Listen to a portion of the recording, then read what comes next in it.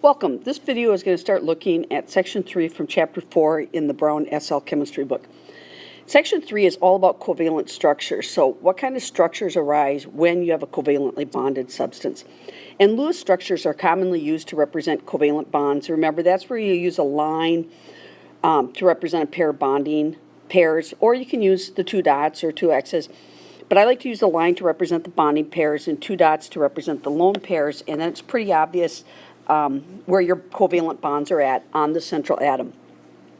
And also, I advocate using the same method to determine every Lewis structure, since there can be multiple bonds, a double or triple bond, or there can also be those dative or coordinate covalent bonds where one atom is donating both electrons. So the technique I use is I determine the central atom, and that generally is the first atom given in the formula, unless it's hydrogen, because hydrogen can't be the central atom. And then I tally the total number of valence electrons for all the atoms represented in the formula. Then I go ahead and bond all the atoms around the central atom with a single bond. I fill in the necessary number of lone pairs. I count the total number of electrons used and compare it to my total available. And if I've used more electrons than I have, then I add double or triple bonds to the central atom. When you don't have enough, you share more. And if it's an ion, then it needs to be in brackets with the charge given. For example, if I had NO2 minus, actually let's go with CO2. If I had CO2, I'm going to assume carbon's my central atom. I'm going to tally up my total electrons. I have 4 from carbon and 6 from each oxygen, so I've got a total of 16 electrons. If I bond these each on with a single bond, then I'm going to need 2, 4, 6 here, 8, 10, 12, 14, 16, plus the 2 bonds is 18, 20. So I had 16 electrons, I've used 20.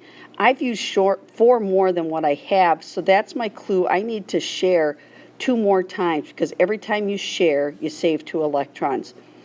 So I'm going to go ahead and make a double bond here, and now I just need 2 lone pair on each oxygen, none on the carbon. Now when I count up 2, 4, 6, 8, 10, 12, 14, 16, this would be my correct Lewis structure for CO2. So I mentioned a coordinate covalent or a dative bond. This occurs when one atom donates both electrons used in the covalent bond. And they occur because they take less energy and makes both atoms more stable than not having the bond form. And so if you really want to designate where the dative or covalent bond is, who's donating both, you can use an arrowhead on the bond line to show the atom donating both electrons. So my example here says, with the arrow, so if you do CO, you only have a total of 10 electrons. And so when you do this, the only way it can form is that there's a double bond where both carbon and oxygen each share one. And then the last bond between them has to be a dative bond from oxygen, leaving each of these atoms a lone pair. So if you wanted to, you could show that one of the bonds in the triple bond is the dative bond by showing that the electrons are being both donated by oxygen to carbon. Since this bond behaves exactly like any other bond once it forms, it usually isn't that important to know how it formed. Okay, and octet rule exceptions. Remember, 8 is great. 2 will do if you're element 5 or smaller, but 8 is great is generally the rule that's followed, but sometimes it isn't followed. And so sometimes we see incomplete or expanded octets form instead. And when this happens, it still is more stable than if the incomplete octet didn't form or the expanded octet, but it's not the greatest situation, so long-term stability isn't great for most of these arrangements.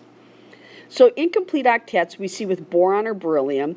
These atoms are 2 small metals, okay, if you look, they're element 4 and 5, and they are so small that they tend to form covalent bonds because they're electronegativities, okay, but the nuclei are so close that in order to share bonds, only a single bond can form. If you try and create a double bond, now the nuclei are like right on top of each other, and that just takes way more energy than just having the incomplete octet of 4 or 6 electrons. And so the molecule is said to be electron deficient. what will happen is these molecules will accept an electron pair from like NH3 or H2O. Okay, so it'll form dative bonds because it has room to form two more single bonds.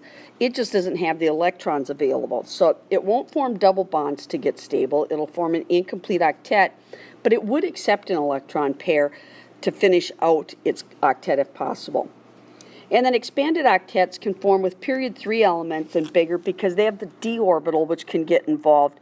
And again, it'll form if it's the only option available, but it's not going to be the most stable arrangement out there. Okay, and a little bit on VSPER model in molecular shapes. Remember, VSPER stands for valence shell electron pair repulsion theory. And it's based on the idea that all pairs of electrons repel each other, so they spread as far apart as possible. When you're using the VSPER model to determine the shape, electron domain is a better term than thinking about electron pairs. And the reason why is because a double or a triple bond acts like just one domain or a single pair. So an electron domain refers to a lone pair, a single bond, a double bond, or a triple bond. So it's the three different types, or the four, I guess, different types of electron areas that can be around a central atom. So the shape is determined by the total number of electron domains around the central atom, and then you also need to know how many of those are lone pair and bonding pair, for a couple of reasons. Repulsion is what creates the bond angle, repulsion between these electron domains, but lone pairs actually can repel more or take up more space because they're not confined by two nuclei holding them in a bond. So they have more room to move about, meaning they take up more space.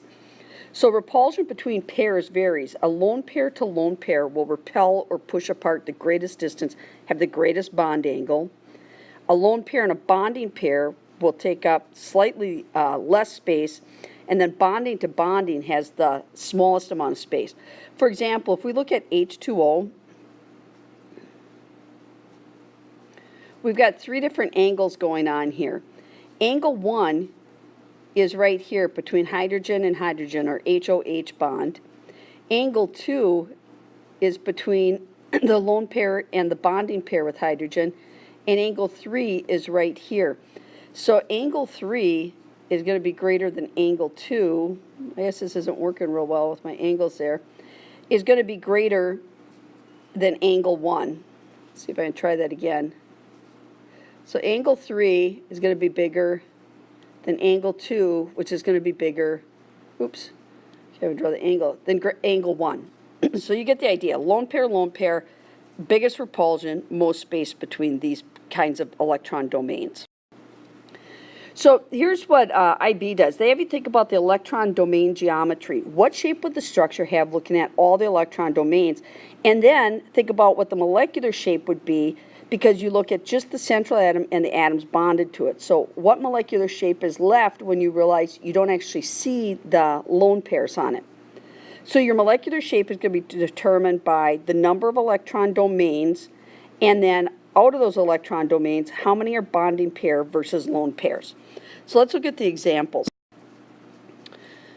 Okay, so one type of molecular shape is when you have just two electron domains. Now, if you have two electron domains, that means you only have 3 atoms bonded. So you might have 2 atoms bonded to the central atom with single bonds, or you might have 2 atoms bonded with double bonds, or you might have a double and a single bond. There's lots of configurations, but you only have 2 atoms bonded to the central atom, and there are no lone pairs with it. So either way, you will have 2 bonding pair and no lone pair in the electron domains. So your electron domain shape is going to be linear, and your molecular shape is also going to be linear. Again, this would be similar to CO2. I've got just the 2 electron domains, and even though I have a lone pair on the oxygen, that doesn't matter.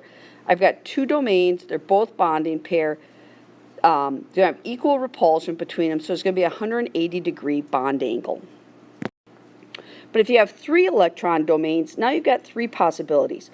All 3 could be bonding pairs, or you could have 2 bonding pair with a lone pair, or 1 bonding pair with 1 lone pair. So the electron domain shape for all 3 possibilities is going to look trigonal planar. When you look at the whole picture, when you consider all the bonding sites, regardless of what is there, lone pair or bonding pair, it looks trigonal planar. If you have 3 bonding domains, like in the case of BH3, then the molecular shape is also trigonal planar. But if you have 2 bonding pair and 1 lone pair, and I can't even think of what that might be, but let's just do BH2 with the lone pair here. Now your shape looks bent, okay?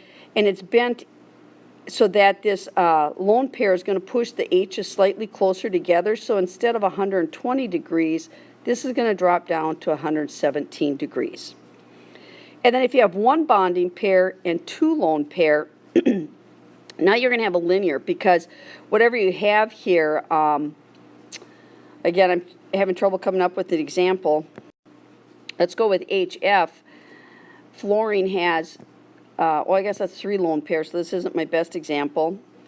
But let's say you just have the 2 lone pair. Anytime you only have 1 bonding pair, it has to be linear, because you've only got 2 things connected, which is going to make it a straight line. So 4 electron domains, these are actually the most common. Usually you have 4 bonding sites, so you have that 8 is great. So 3 possible configurations: 4 bonding with no lone pair, 3 bonding with 1 lone pair, 2 bonding with 2 lone pair, or 1 bonding with 3 lone pair. So the electron domain shape for all 3 possibilities is, actually this is all 4 possibilities, let me just correct this here, is tetrahedral with 109.5. But if you have 4 bonding domains like you do with CH4, you have equal repulsion between all 4 electron domains. This is also going to be tetrahedral. But now if you have, now here's a good example of NH3. Now if you have NH3,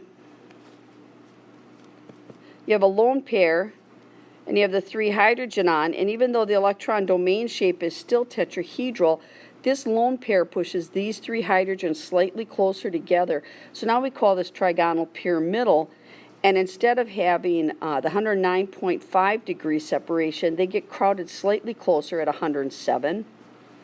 And then if you have 2 bonding and 2 lone like you do with water, now the 2 lone pair crowd you even closer to 105, and now the shape with the 2 lone pair there looks just V-shaped, or what we call bent. And then finally, if we have just the 1 bonding, and now my HF works better. If I have just 1 bonding and 3 lone pair, again, anytime you only have 1 bonding pair, you're going to have a linear molecule.